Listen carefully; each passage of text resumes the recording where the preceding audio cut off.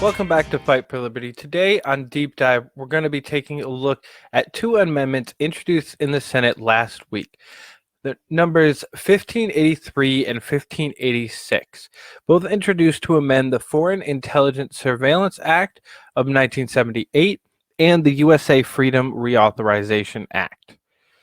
Now, we're going to start out with the more expansive of the two, written and introduced by Senator Rand Paul, who we'll hear from in just a moment. Now, I can't say much for the bill that Rand won't say himself, but to say that this hits at one of the core principles of our personal liberties and freedoms. Now, let's dive in with C-SPAN's coverage of Senator Paul introducing his amendment. Thanks for watching Fight for Liberty.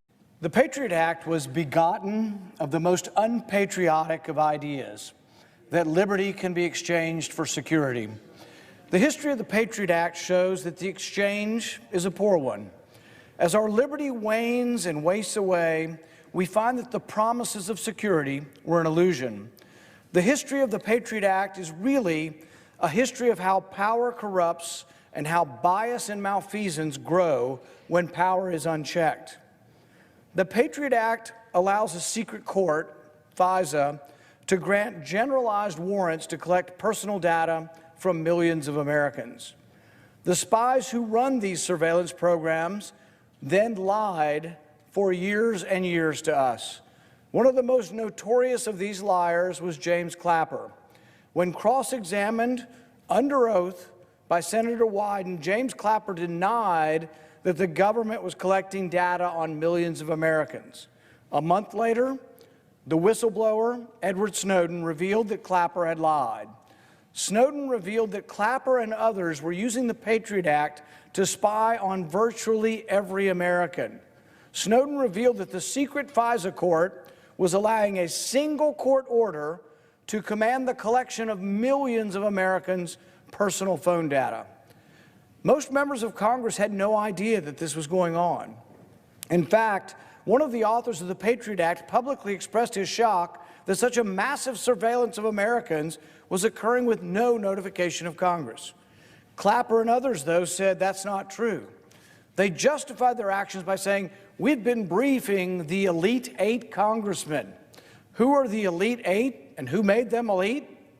The elite 8 are the majority and minority leaders of the House and the Senate, and the majority and the minority leader of the Intelligence Committee in the House and the Senate, 8 people.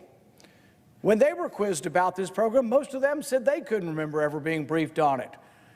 But the real constitutional question is, have we not changed and subverted the Constitution to make 8 people more important than the rest of us?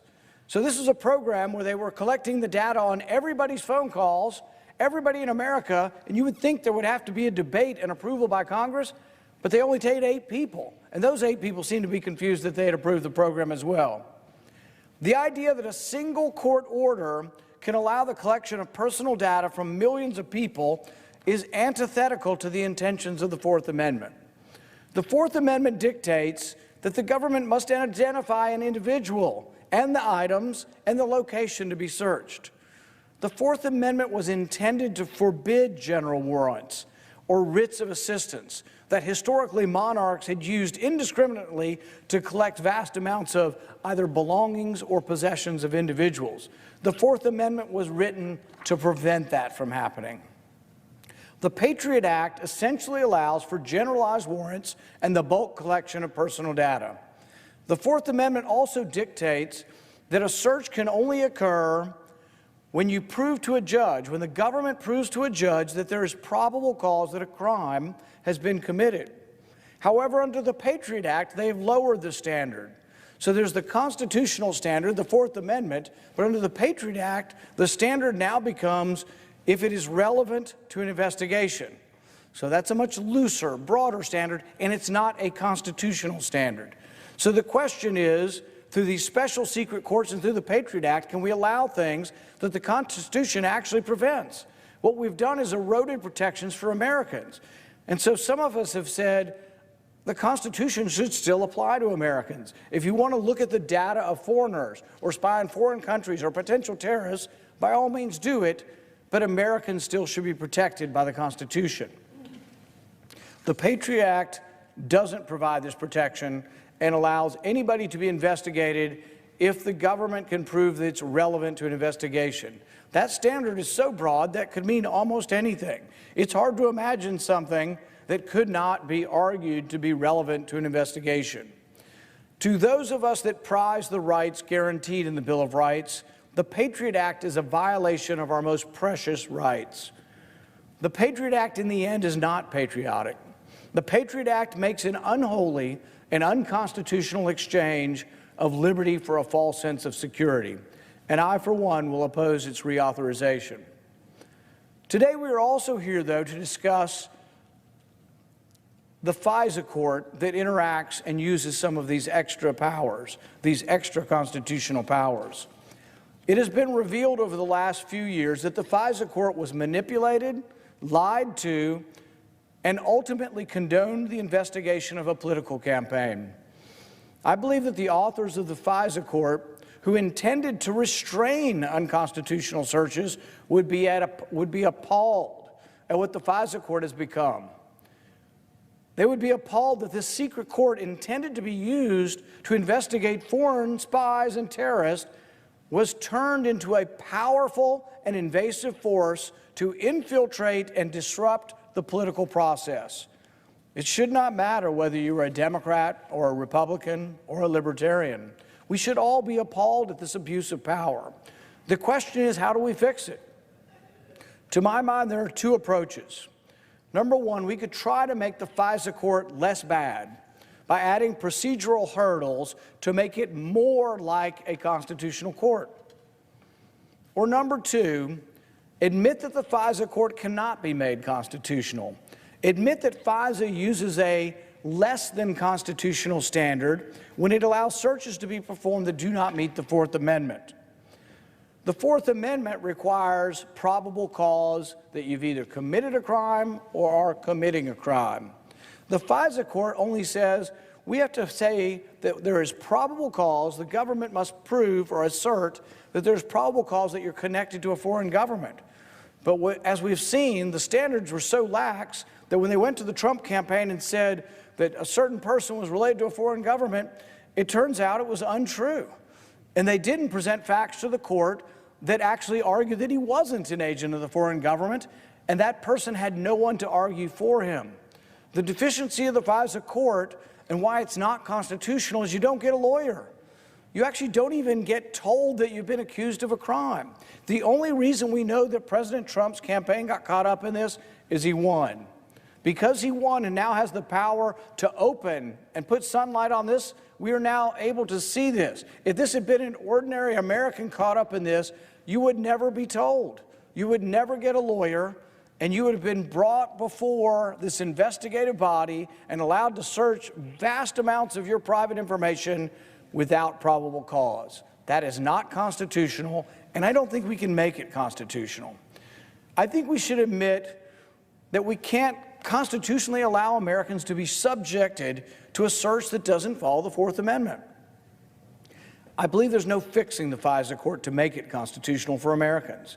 I believe the only solution is to exempt Americans from the FISA court. If government wants to investigate a political campaign, which should be a very rare and a very unusual circumstance to have the government involved in a political campaign, government should request a Fourth Amendment search from an Article III constitutional court. Now, some will say, oh, it's so hard, we'll never get it. Guess what? Even constitutional warrants are mostly granted. The vast majority of them are granted, but guess what? A judge will be a little reticent to get involved in the political process because they know how heated it is and how important it is to our republic. But that's the way you should investigate a campaign if you're going to. Opponents of doing the tried and trusted constitutional way will argue that it takes too long, it's too hard. But guess what? The Constitution was meant to be an onerous standard. The Constitution was meant to be rigorous.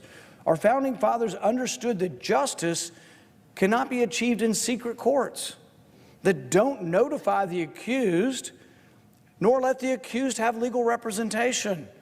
You can't find justice where there is no adversarial process, where you don't get a lawyer. I think it's high time we quit letting fear overrun our constitutional duty. So today I offer an amendment that restores the Constitution for all Americans and forbids the secret FISA court from ever again meddling in our political process.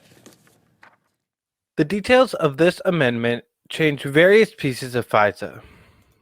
It does a lot of renaming and defining phrases, but a lot of it is the repeated addition of the phrase, any information concerning United States person acquired under this act shall not be used in evidence against that United States person in any criminal, civil, or administrative proceeding, or as part of any criminal, civil, or administrative investigation. It also reaffirms the need for a warrant for any searches. This amendment protects American citizens from being spied on by their government in a bill that is supposed to stop foreign terrorism. Unfortunately, this amendment died with only 11 yay votes. Opposers to the amendment include favorites like Cory Booker, Dianne Feinstein, Kirsten Gillibrand, Amy Klobuchar, Mitch McConnell, Mitt Romney, Marco Rubio, and Chuck Schumer. Now, the more successful and controversial pair of the bill introduced by Senator Wyden of Oregon and Senator Daines of Montana, a bipartisan pair teamed up to take on one piece of the Freedom Reauthorization Act's authority. They go after the permission granted to the federal government to, without a warrant, spy on the internet browsing history of the American people. This isn't really much to dive into on this one because it's only a few lines long. A simple amendment to keep out internet history from warrantless searches. The sponsors speak passionately of their responsibility to protect our liberties while introducing this amendment. First, Senator Daines in this clip from C-SPAN. Mr. President, Americans want their privacy protected. For far too long, the Patriot Act and the Foreign Intelligence Surveillance Act, commonly referred to as FISA, have been used to trample the civil liberties of American citizens. For Montanans, the right to privacy is so fundamental, it is enshrined in our own Constitution. In fact, very few states have such protections. But the drafters of the Montana Constitution recognized that privacy was essential to exercise all of the other freedoms that we hold so dear. The bill the U.S. House has sent us does have some good reforms.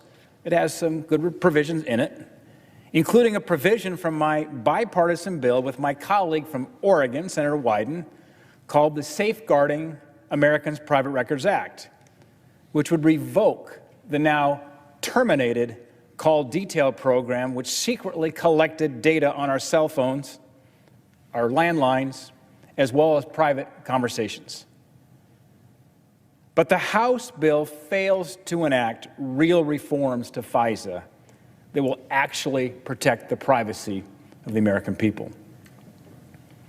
And we saw what a handful of scornful government bureaucrats did to President Trump when they abused FISA to serve their political motives. Our own government spied on an American citizen, a political advisor to then candidate Trump, with no oversight. And what happened to President Trump can happen to anybody for any purpose, and that is a very serious problem. Republican or Democrat, we can't allow the abuse of our government intelligence services to be used for political attacks. It puts our democracy in danger, and it undermines the trust and the confidence that our citizens place in these same institutions that are meant to protect them. The House bill fails to prohibit the warrantless searches of browsing data and internet search history. And it fails to include any meaningful oversight and accountability. We need to get government out of our private lives and instead prioritize freedom and privacy. We can and must protect our national security and protect our civil liberties by making targeted reforms that will keep everyday Americans, their privacy secure, and continue to allow the government to go after the bad guys. The House bill does not go far enough, and we cannot compromise on an issue that is so vital to the very foundations of our government. Montanans sent me to Congress to get government off their backs. And I'm working not only to get government off their backs, but to get government out of their phones, out of their computers, and out of their private lives. At the end of the day, this is about protecting privacy. And this day, we have the opportunity to get these reforms right. I've been working on behalf of Montanans with my Senate colleagues across the aisle to ensure we take a very bipartisan approach to this issue. Mr. President, I'd like to speak on the Wyden-Daines amendment that we'll be voting on shortly. My bipartisan amendment is simple. It protects all American civil liberties by prohibiting the collection of browser data and internet search history under Section 215 of the Patriot Act. Browser data is some of the most personal and revealing information that can be collected on private citizens. Your internet search history can reveal extremely intimate information, including personal health data, religious beliefs, political beliefs, where you might go on your next vacation, even what you bought your mom this past Mother's Day. And I don't think the government should have access to such private information without a warrant. And Section 215 of the Patriot Act is supposed to investigate potential terrorists, not spy on our own Americans' browser data. And let me be clear. My amendment doesn't stop the intelligence community from doing their job. I'm grateful for our intelligence community. But it doesn't prevent them from doing their job or accessing the data they need to keep Americans safe. It simply requires our intelligence agencies to abide by the Constitution and work within our nation's laws, which means requesting a probable cause warrant to get this type of information. That means they might have to go to a judge and prove that they have a valid reason to believe someone is involved in espionage or a possible terrorism operation. Without my bipartisan amendment, the government would be able to access browser data through the secret 215 spy program with little to no oversight. At the end of the day, this is about securing our most basic Fourth Amendment rights to protect our citizens' most personal data. In fact, recently, the Supreme Court found in the Carpenter decision that the government needed a warrant to access cell site location data because of how personal and how invasive that information is. Well, the current House bill before us does have a prohibition for the collection of cell site location data under Section 215, and that's a good thing. But my amendment simply extends this prohibition to include browser data and internet search history, which is even more sensitive and personal than location data. And I agree with many of my colleagues that we need to have the tools in place to help find and stop our nation's enemies who seek to harm the American people. We all agree on that. Yet we also need to make sure we are protecting Americans from our own government spying and intervening in our personal lives. And my amendment balances these important civil liberties and national security by allowing the government to track down terrorists while also stopping them from violating the rights of law-abiding citizens. This is not a zero-sum game. We can have both. And this amendment has strong bipartisan support. Senator Wyden and I have been working on this issue for months, and we're joined by a long list of bipartisan co-sponsors, including Republican Senators Lee, Braun, and Kramer, as well as Democrat Senators Leahy, Udall, Markey, and many more. The amendment is also supported from a diverse group of stakeholders across the political spectrum, from FreedomWorks and Americans for Prosperity on one end to the ACLU and Demand Progress on the other. Americans across the country overwhelmingly back this amendment. This is a core constitutional issue that brought a Democrat from Oregon together with a Republican from Montana. Montanans and Oregonians may have different priorities, but we all believe strongly in the right to privacy, to protecting our civil liberties, and preserving our American way of life. Dane speaks adamantly here about our need to protect our freedoms from the federal government. He speaks of the presence of the Constitution and that it is there to protect us from these things, that our government should not be used against us. Now, Senator Wyden goes a little bit deeper and a lot longer, so we're going to give you a highlight reel of his introduction here.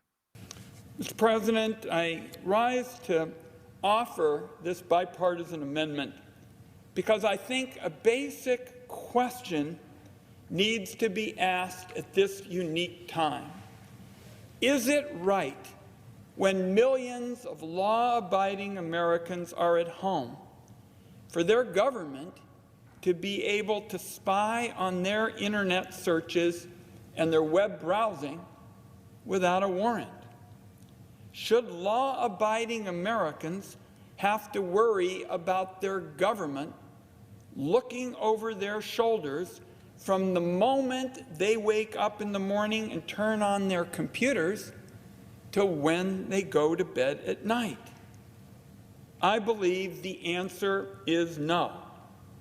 But that is exactly what the government has the power to do without this bipartisan amendment. So the question that we're presenting is, don't those Americans deserve some measure of privacy? Don't they deserve better than their government snooping into the websites they visit? How can this be that the government can spy on them when they're not suspected of doing anything wrong? And most importantly, how is this okay in America?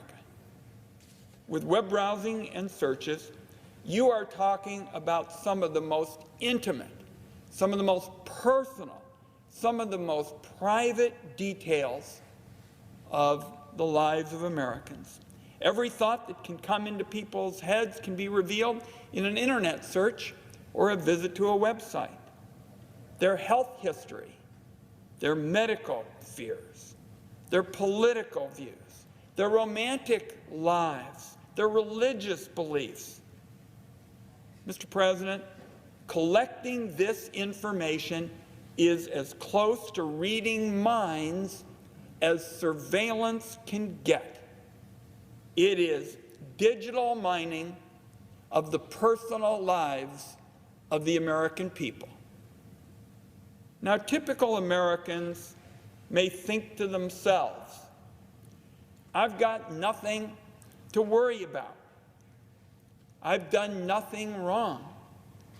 The government has no reason to suspect me of anything.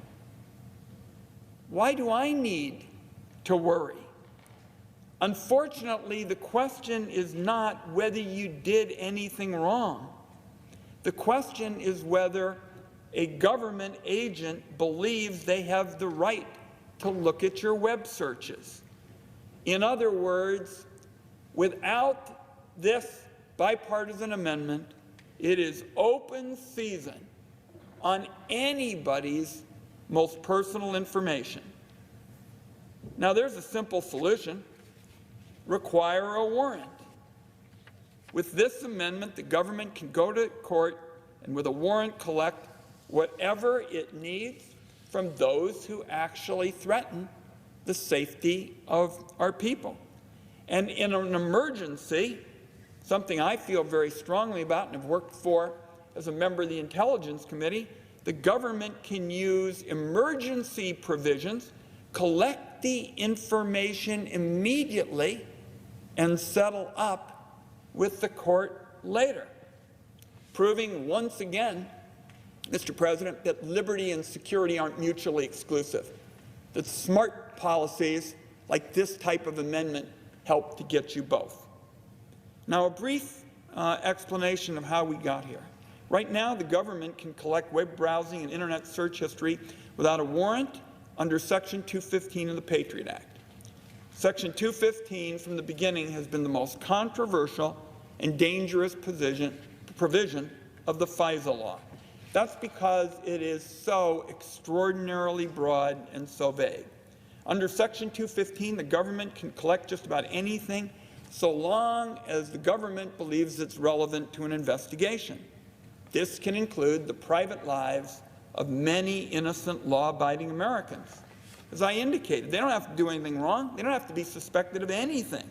They don't have to even have been in contact with anyone suspected of anything.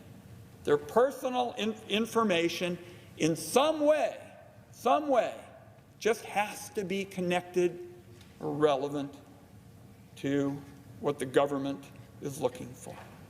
Now, the Supreme Court did determine recently that physical tracking of Americans as they move around requires a warrant.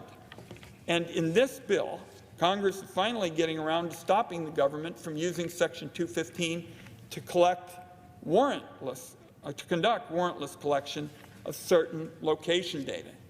But the irony is, and I say this to my colleagues because of this unique time, the irony is now that Americans have been asked to stay home and not move around so as to help our country fight this unprecedented contagion, they are more vulnerable to abusive surveillance than ever before.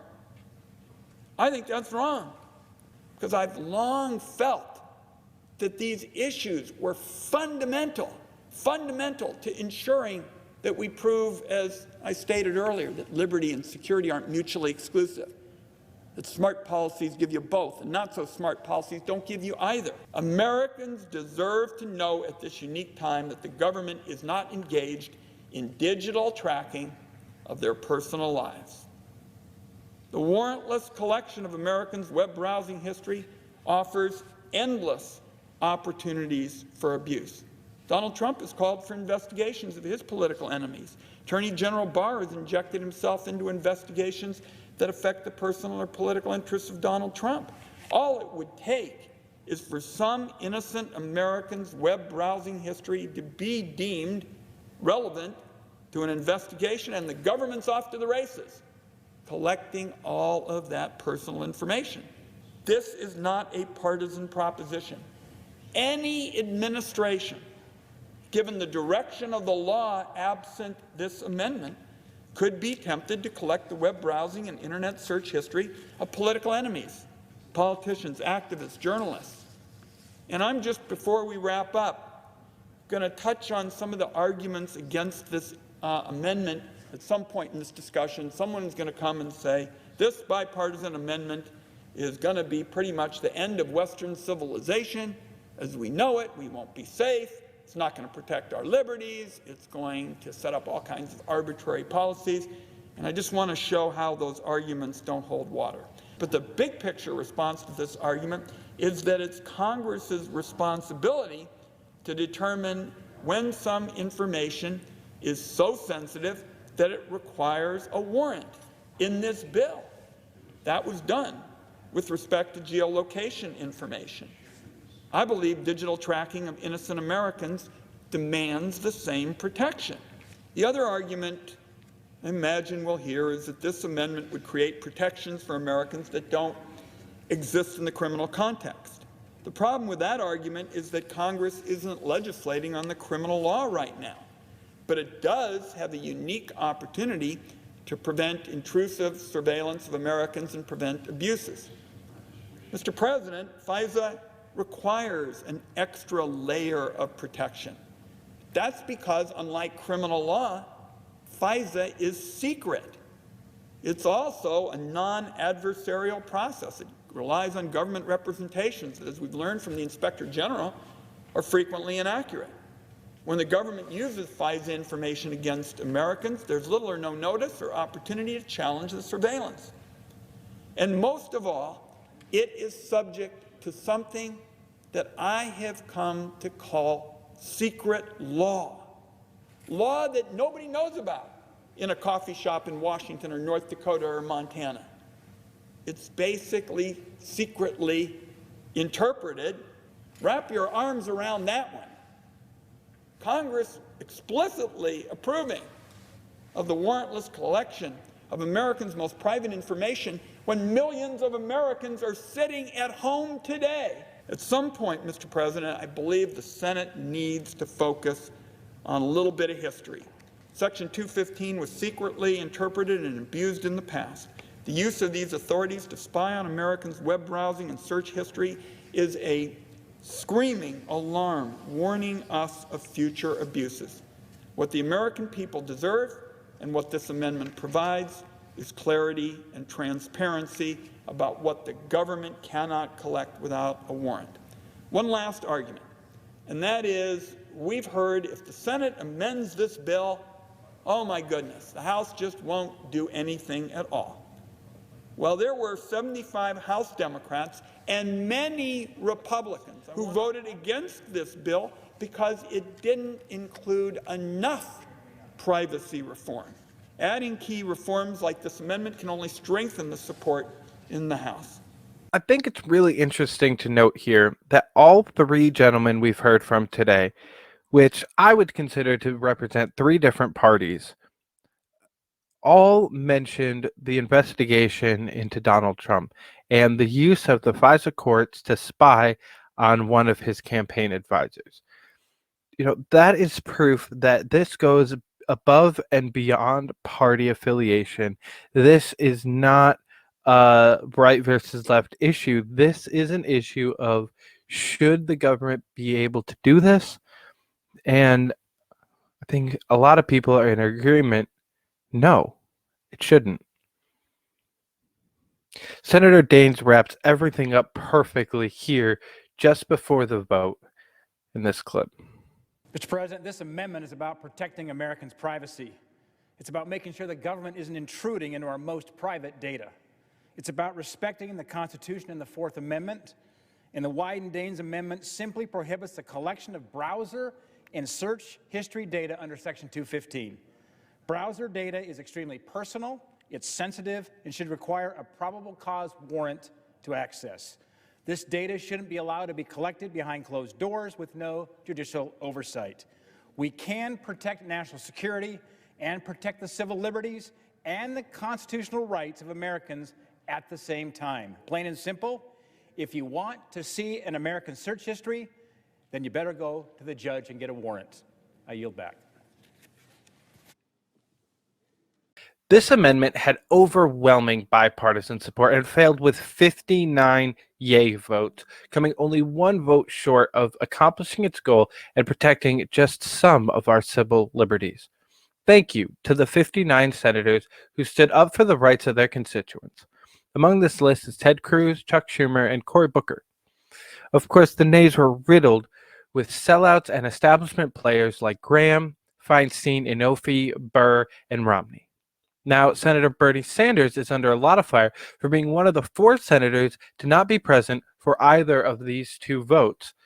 And a lot of people are blaming him individually for failing us. But there were 41 people who chose not to show up for our liberties, 41 senators that we cast ballots for that did not care enough to ensure the freedoms that they swore to protect. Now, we cannot continue to allow our government to strip us of our rights, as we are stuck at home with our jobs made illegal, socializing made criminal, and masks made mandatory. Our government is sitting in Washington working on new ways to take away your rights. While you live online, the government wants added permission to spy on your internet history. While you have to worry about getting arrested for not wearing a mask, you have to worry about getting arrested for something you posted on Facebook. When will we say enough is enough and demand change in our government? When will we rise up and elect the revolution and force out these authoritarian hacks who work only to grow their own power? It is up to us in November to number their days. It is up to us to make a difference. You can go to fightforliberty.com/ETR-Patriot Act to see if your senator is on the list. This is one of the many issues we should be thinking about and paying closer attention to when deciding how we hashtag, especially in the midst of this pandemic. It is becoming clearer who is working for you and who is working for themselves. The people who voted down these amendments are just as much to blame as those who stacked the stimulus bill with corporate bailouts or the governors who canceled our democratic process. They all must be removed, and we have to replace them with people who are not afraid to call out the government's bullshit. People like Senators Paul, Daines, and Wyden, or Representatives Amash, Gabbard, and Massey, politicians who are not there for careers, but for people. Stay tuned for more Fight for Liberty just after this.